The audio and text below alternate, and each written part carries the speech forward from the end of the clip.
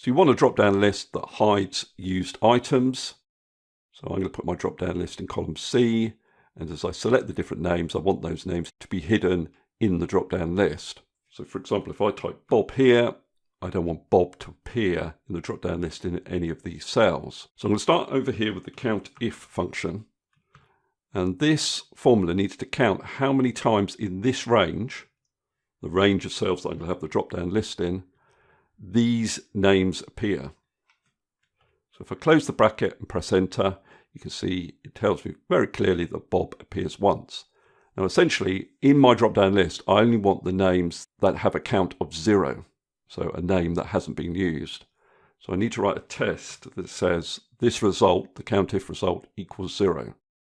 So I can use this COUNTIF formula within the filter function. The first argument is array. So what do we want to filter? We want to filter this list of staff.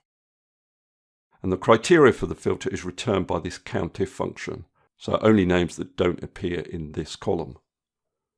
Now if I close the bracket and press enter, you can see that this list now excludes Bob.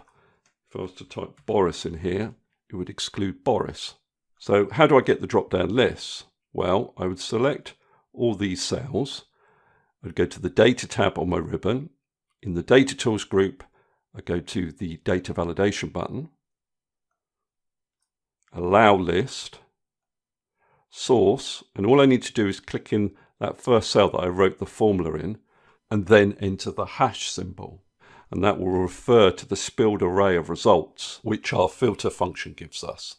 And now, if I come down here and select Betty, Betty no longer appears in this list because she doesn't appear in this list. Now we could make a slight improvement to our formula. We could sort the results. So if I put this whole formula within the sort function, by default it sorts in ascending order. And the other thing I need to think about is what happens when there are no sales staff left. Well, let's go down this list. You can see I get this calc error. So to hide this calc error, I can use the last argument in the filter function called ifEmpty. And what I want to return is the text string, no sales staff left. And that also appears in the drop-down list. Now, if I add Brenda to this list, I would want Brenda to appear in the drop-down in column C, but she doesn't. Now, to get your drop-down to automatically include any additional names, what you need to do is house this data in an Excel table. And to do that, it's very easy. You just click in any cell and use the keyboard shortcut Control-T. Click on OK. So now if I add Brenda, she will appear in this drop-down list.